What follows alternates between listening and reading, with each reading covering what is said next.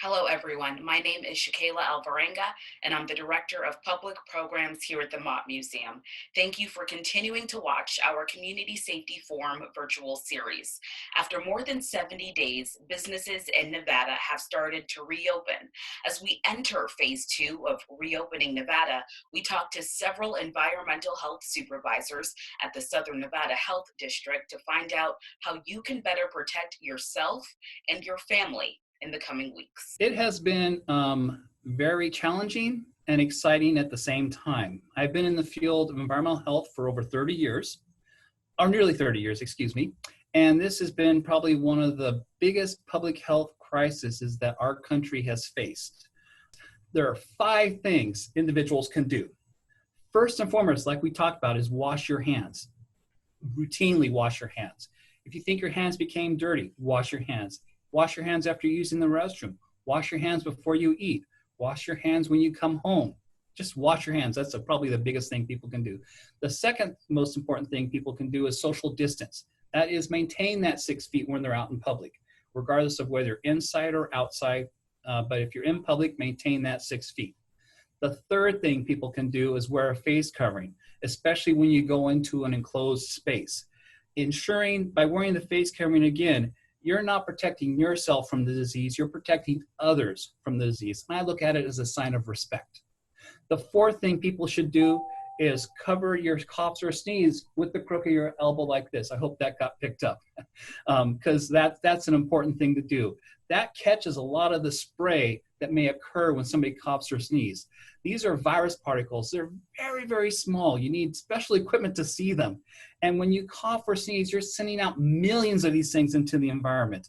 And all you need is a few of these to be inhaled or picked up on the eyes or on the lips, and you'll cause an illness. And then the fifth thing to do is stay home if you're sick. You know, if you're sick, stay home. By staying home, you're preventing the spread of this disease. Alexis, what safety protocols are currently in place for food establishments to reduce the spread of COVID-19? A lot of food establishments have remained open during this entire time period, but as we're starting to reopen more and more businesses as time goes on, the governor's office has put out mandatory requirements for food establishments to reduce how many customers are inside the food establishment. So we are also seeing a 50% capacity max in our seating areas of our food establishments. In addition, they're requiring that all employees wear cloth face coverings and that employees who are ill have to be excluded or sent home or not come into work that day. What happens if an employee does test positive for COVID-19? What is kind of the protocol afterwards? If anybody tests positive for COVID-19, they're going to hear those test results back, and then they're going to be given specific guidance from their healthcare provider about what they should do.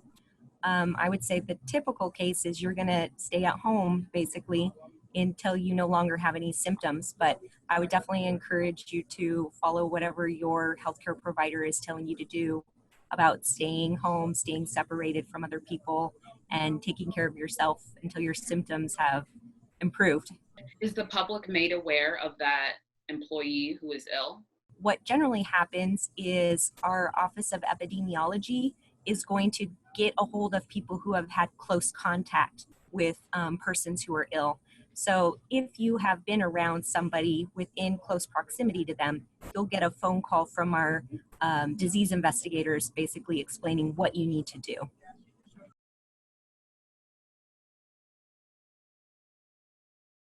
And there's a lot of fear.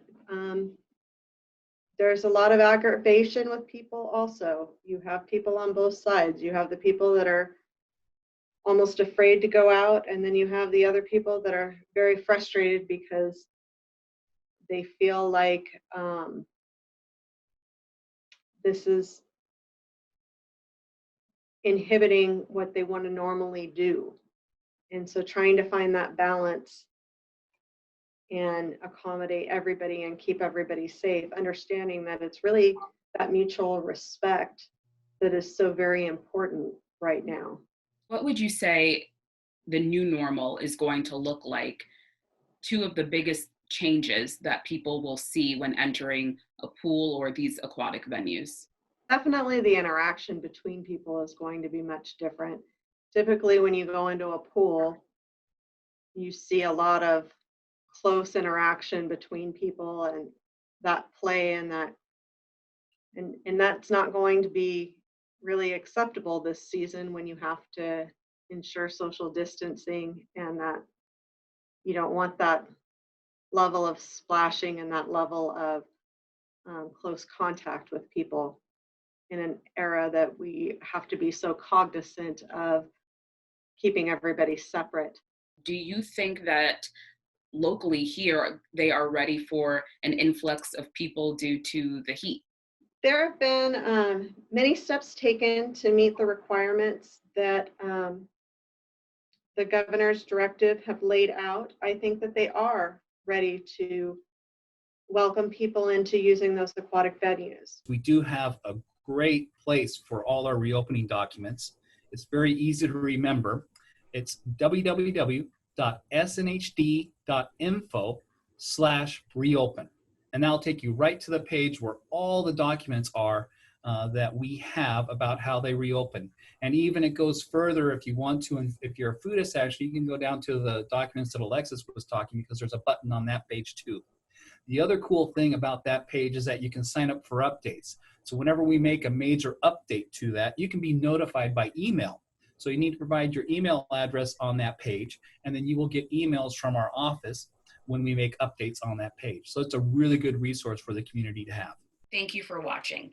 The Mob Museum is back open under new safety guidelines, and to see our COVID-19 safety procedures, you can head right over to our website, themobmuseum.org. We hope to see you soon.